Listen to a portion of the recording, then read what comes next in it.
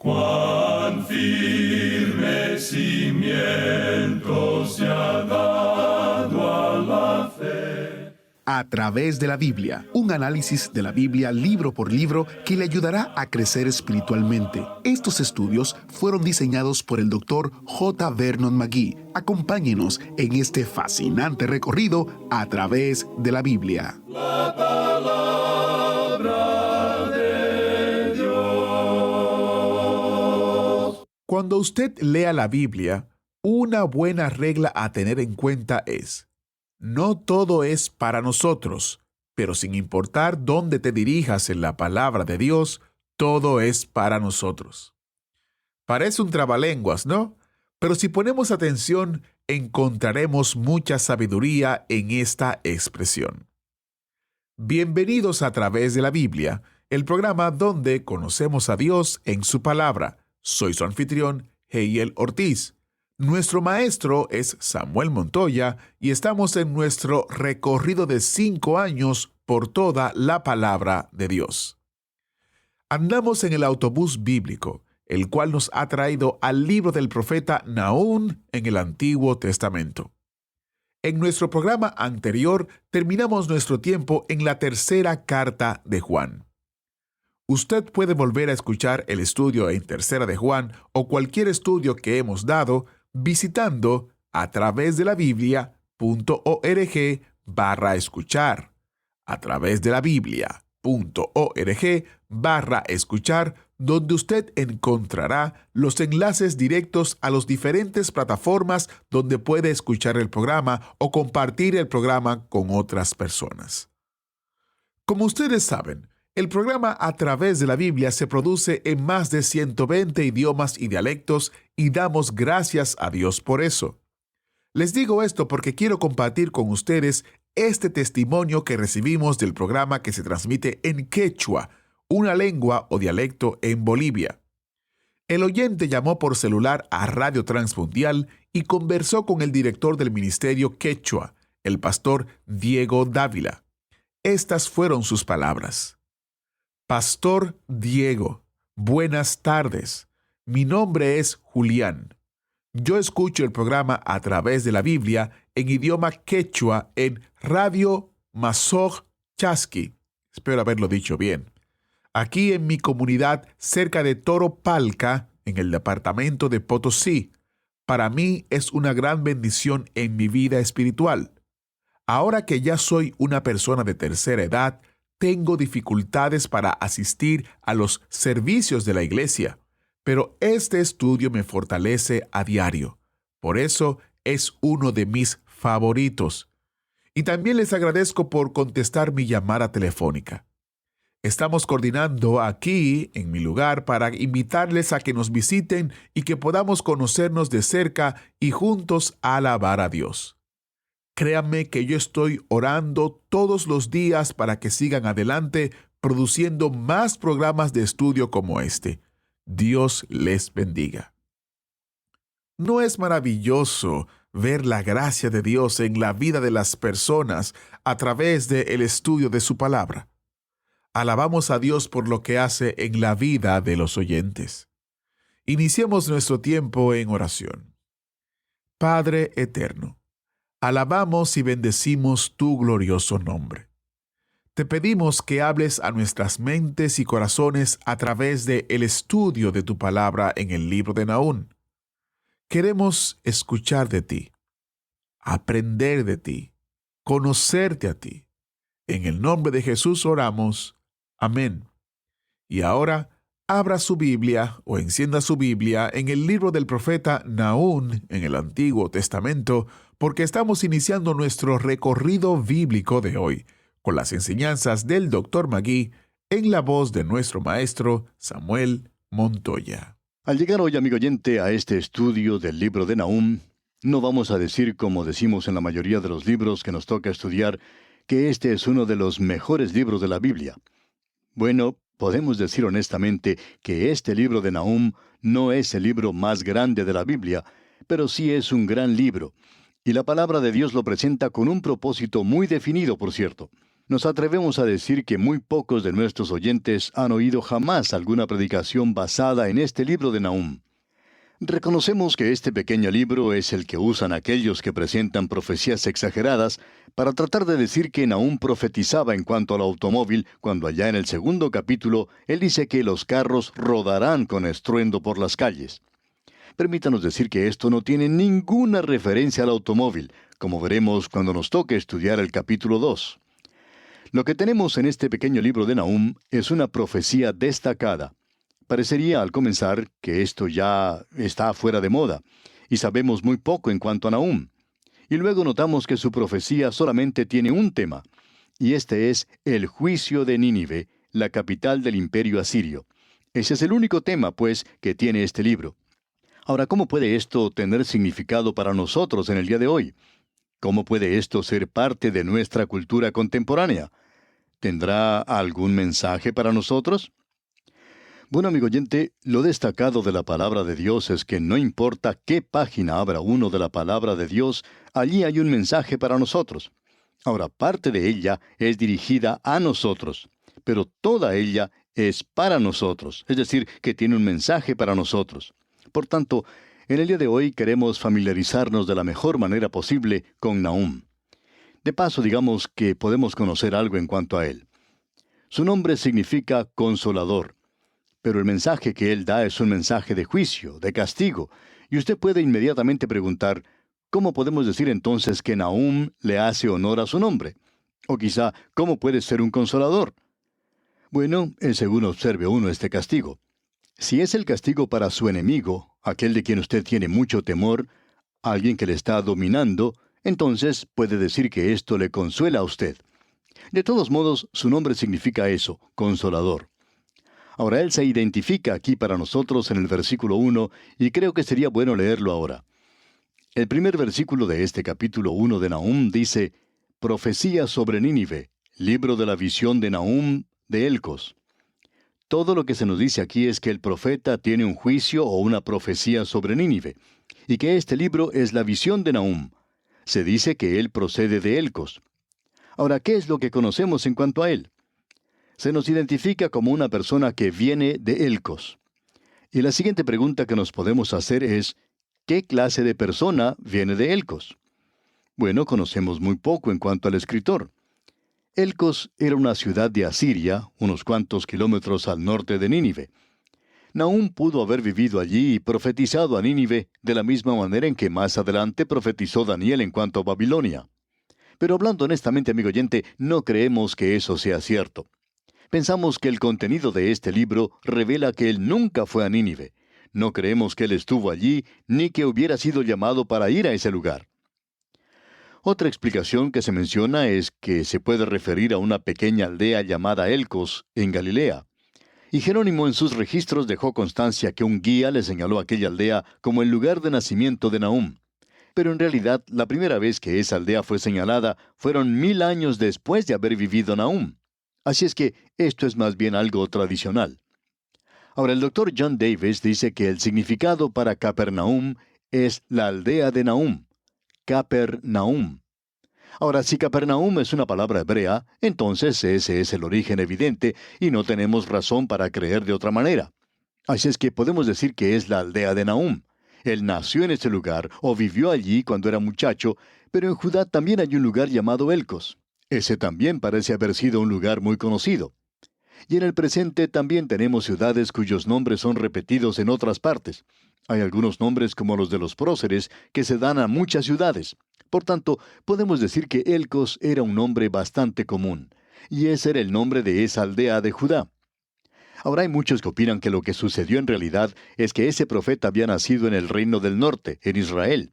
Y eso probablemente explica su apego al reino del norte. Pero luego él se trasladó a Elcos, un lugar que está al sur de Judá. Y él probablemente fue allí cuando era un muchacho y creció en el reino del sur. Así es que este hombre que escribió esta profecía sabía algo evidentemente en cuanto a Sennacherib y a su ataque contra Jerusalén, porque parece el relato de un testigo presencial. Ya vamos a ver aún en el primer capítulo que cuando Sennacherib, rey de Asiria, llevó a cabo una invasión, eso ocurrió en el reino de Ezequías, Nahum fue probablemente un testigo presencial de lo que ocurrió entonces. Y eso indicaría que Nahum podría ser contemporáneo de Isaías y Miqueas. Y hay algunos que opinan que esto es lo correcto. Nosotros no hemos decidido aún sobre una fecha exacta o final.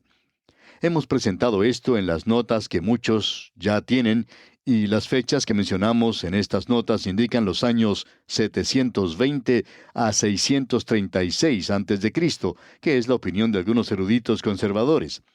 Parece ser razonable ubicar a Nahum unos 100 años después de Jonás y unos 100 años antes de la destrucción de Nínive. Esto lo ubicaría entre los años 606 y 612 a.C. Probablemente vivió durante el reino de Ezequías, y él pudo ver la destrucción del reino del norte de Israel, y esto por supuesto fue algo que le conmovió mucho. De modo que tenemos aquí como tema de este libro la destrucción de Nínive. Y de esto es que él habla en todo el libro. Así es que este hombre hace sonar ese tañido fúnebre para la ciudad de Nínive.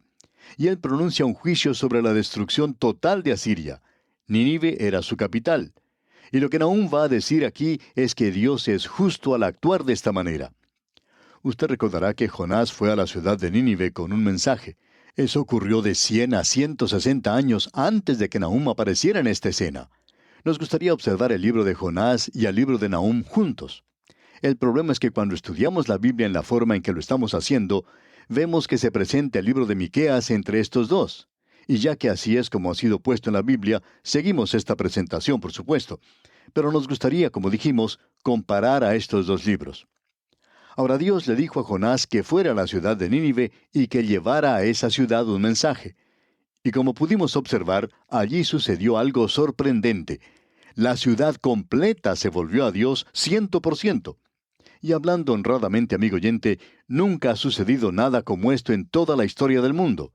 No parece haber nada que pueda compararse con esto.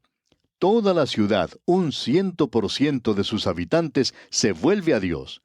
No sabemos cuál fue el alcance que esto tuvo en toda la nación, pero ya que esto sucedió en la ciudad capital, debe haber tenido un efecto tremendo en toda la nación. Así es que, en aquel día, mucha gente se volvió a Dios. Pero ahora nos hacemos una pregunta obvia de qué resultado hubo de todo esto. ¿Fue algo permanente? ¿Se convirtió esa nación en una nación piadosa? Y la respuesta, por cierto, es no. Eso no fue así. Al pasar el tiempo, se apagó ese avivamiento. Al pasar el tiempo, ellos regresaron a su paganismo. Al pasar el tiempo, ellos volvieron a ser tan brutales como habían sido antes. Esa nación había recibido un mensaje de parte de Dios. Y ahora viene Nahum con otro mensaje. ¿Por qué no va él con ese mensaje a la ciudad de Nínive? Nosotros no creemos que él haya ido a la ciudad de Nínive. Creemos que este hombre permaneció en el reino del sur. No creemos que haya dejado esa localidad. Ahora, si Dios envió a Jonás, ¿por qué no envió a Nahum también? Bueno, amigo oyente, los métodos de Dios cambian. Dios, por cierto, que es inmutable. Él nunca cambia, pero Él cambia sus métodos en diferentes ocasiones. Él envió a Jonás porque aquí tenemos una gran ciudad sumida en el mal, pero esta gente era ignorante de Dios. Y cuando se les presentó el mensaje, toda la gente de la ciudad se vuelve a Dios, desde el rey en su trono hasta el hombre más humilde del reino. Y como resultado, Dios perdonó a la ciudad. Ahora han pasado ya de 100 a 150 años, y la ciudad ha vuelto a hacer las cosas que hacía en el pasado. Ahora, ¿por qué no van aún? Bueno, porque ellos ya han tenido la luz, y ellos han rechazado esa luz. Y cuando esa luz es rechazada, sucede lo que dijo el Señor Jesucristo. Así que, si la luz que en ti hay es tinieblas, ¿cuántas no serán las mismas tinieblas? Ahora, ¿cómo puede la luz ser tinieblas en alguna persona? Bueno, la luz que es tinieblas es negarse a aceptar la palabra de Dios. En el presente hay más Biblias que cualquier otro libro.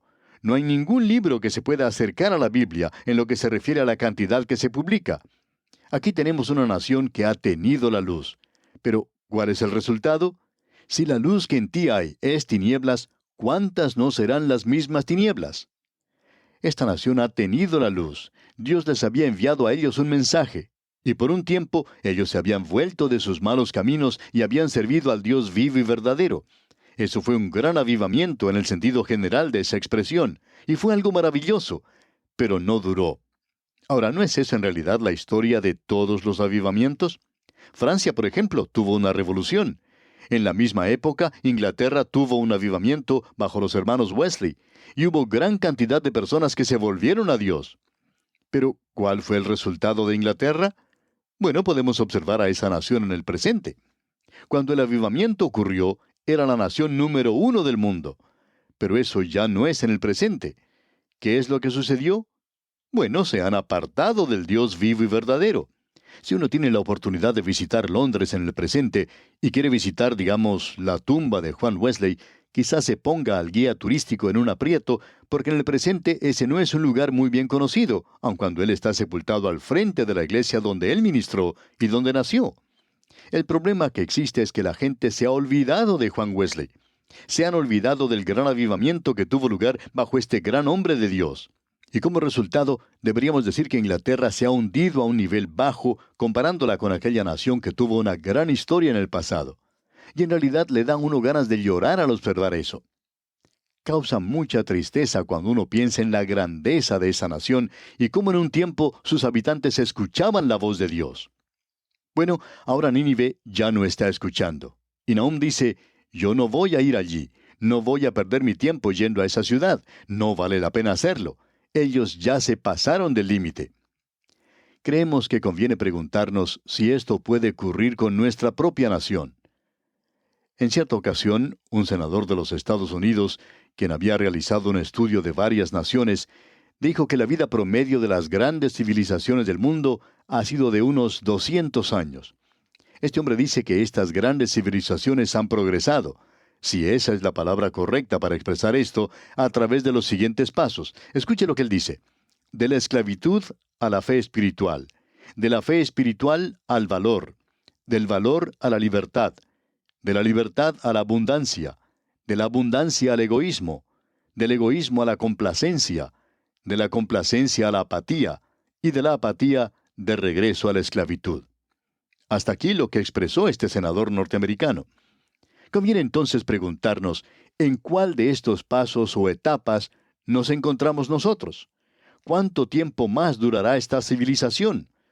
Conviene que nos hagamos otras preguntas. ¿Dónde estamos en el presente? ¿Es nuestra nación una nación de abundancia? Bueno, algunas de nuestras naciones lo son. Sin embargo, Dios puede estar reduciendo el tiempo.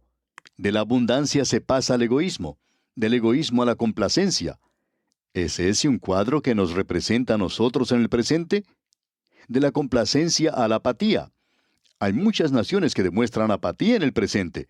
Y según lo que hemos citado, el paso siguiente es ir de la apatía de regreso a la esclavitud. Ese es el cuadro que tenemos aquí. Ese es el mensaje que presenta el libro de Nahum. Una gran potencia mundial, Asiria, y la ciudad de Nínive, su capital, había recibido un mensaje de parte de Dios. Se había vuelto a Dios y le había servido por un período de tiempo. No sabemos cuánto duró todo esto. Pero después de unos 100 o 150 años, regresaron otra vez a la situación en la que se encontraban antes. Y ahora Dios les va a juzgar. Y ya que Dios les va a juzgar, entonces conviene hacerse la pregunta de si Él tiene el derecho de hacer esto.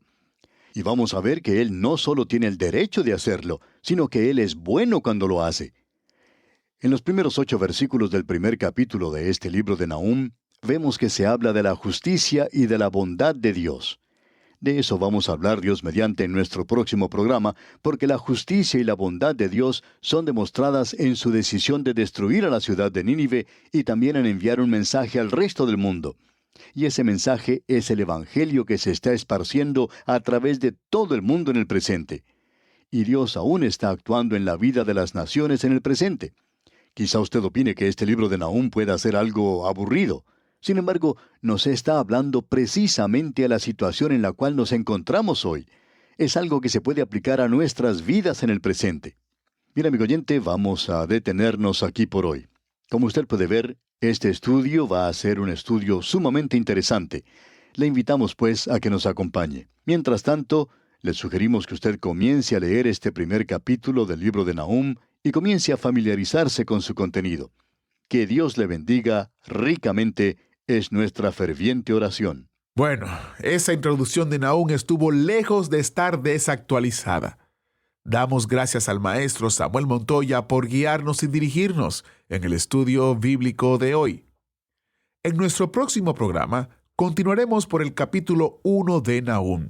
Iremos despacio, pero con pasos firmes para aprender y sacar el mayor provecho de la palabra de Dios.